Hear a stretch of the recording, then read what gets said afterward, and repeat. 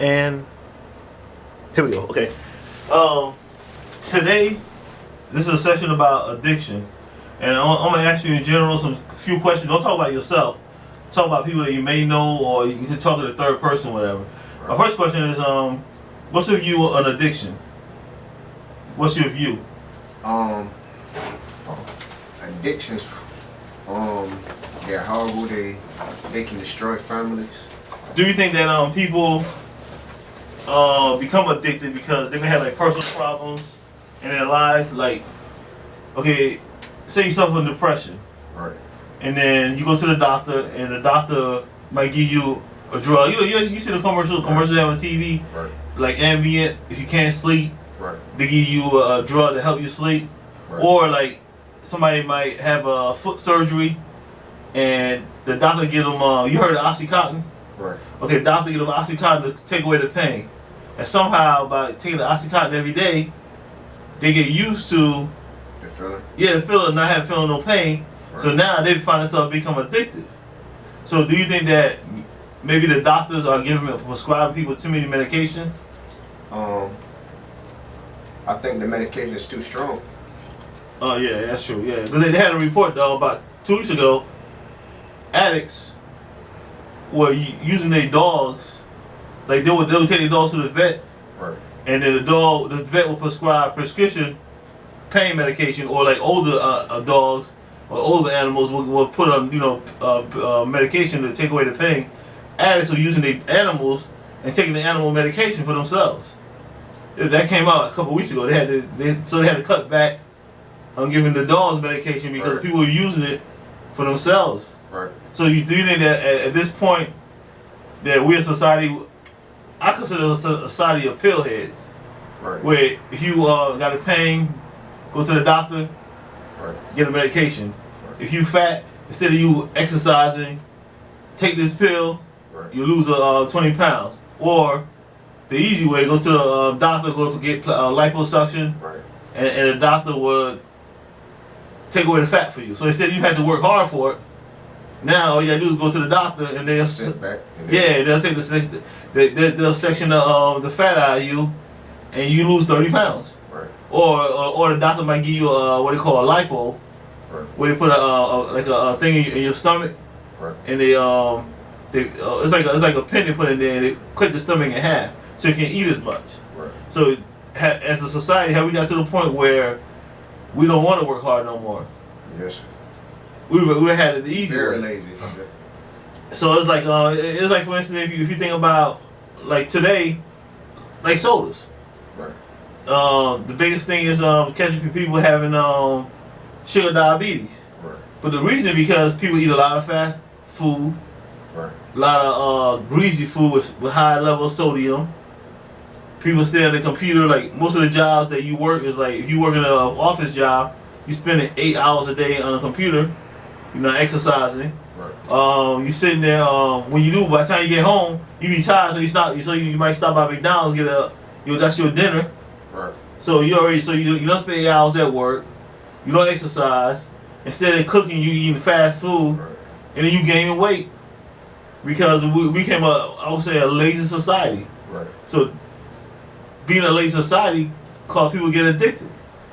Right. So do you see as a way that what solution you think will be good to get people off addiction? Hobbies. Now, what kind of hobbies? I mean, whatever hobbies fit the person, you know. Like if they enjoy art, I think they should like invest most of their time doing art. If they enjoy music, they should invest most of their time doing music. Or like volunteer work? Yeah. Yeah, That like works. work with walk around the neighborhood on the weekend, clean around the neighborhood. Because if you notice that, I don't know if you see it or not, different neighborhoods you go to are cleaner than other neighborhoods. Right. And the reason that some neighborhoods are cleaner because people that live in the neighborhood invest their time on the weekend to clean up the neighborhood. Right. Like once a month, every Saturday, a group of folks might get together. They walk around, pick up all the trash, Right. or everybody that live on the block might make it their own thing to keep that block clean. So in a way, if if your mind stay occupied, I would say like that. Do you think that it will keep you less from having addictive behavior and become addicted. If you got something to do all the time, you always thinking about it. Do you think that will help? Staying interactive. Yeah, absolutely. And do you think that also? Well, I can't say it all depends on neighborhood because rich people folks are addicted too. Because you have stories of rich people who have money, and actually they get the good drugs. Right. So it's not about really. I think it's not where you live at. It is that. Well, it does affect you where you live at, but it's that if you live in a nice neighborhood, you see in a nice neighborhood, you're gonna see folks hanging out doing drugs. Right. They're gonna be in the house doing drugs. Right. Or if they'll go to a bad neighborhood, like you ever heard of the Bluff?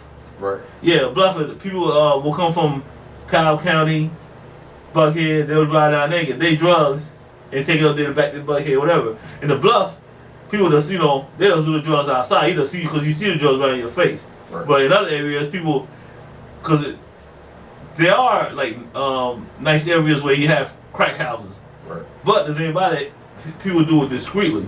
Right.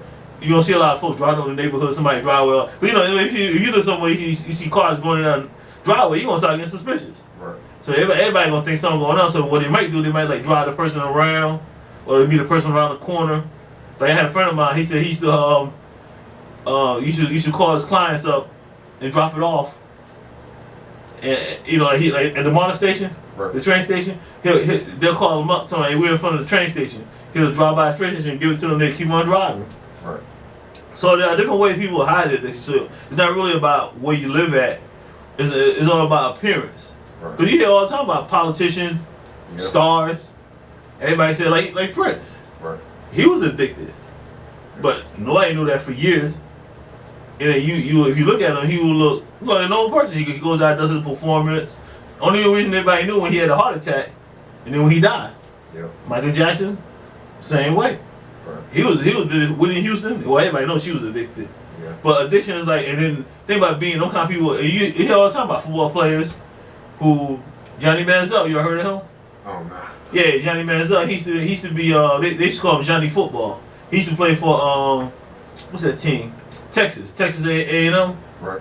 And he a couple years ago, actually been only 3 years. He was drafted by the Cleveland Browns, the #1 pick. Right. But he got a addiction problem. He was alcoholic. Oh man. And now this year he's trying to get back into football, but he spent 2 years just partying. From the time he got drafted from the Cleveland Browns, he partied all the time. He was in Hollywood, he partying all the time. He was he had like 3 DUIs. Right. Then eventually he wanted to leave football. And now allegedly he claimed that he's sober now, but then I heard a report the other day that I think Monday they said he was partying. So I don't know if it's a rumor or not. Said he was out there partying again. So it's like he put his alcohol or alcoholism ahead of football. Right. So now he's out of football. And then the other guy is another guy they should play with him. He used to be a good wide receiver. I forgot his name, but he played for the Cleveland Browns. Right. And guy was catching having a 1,000-yard season. He had 3 years old, but he like to smoke weed. Right. So smoking weed got him out of football. Right. So he was suspended for like a year. And then he came back last year.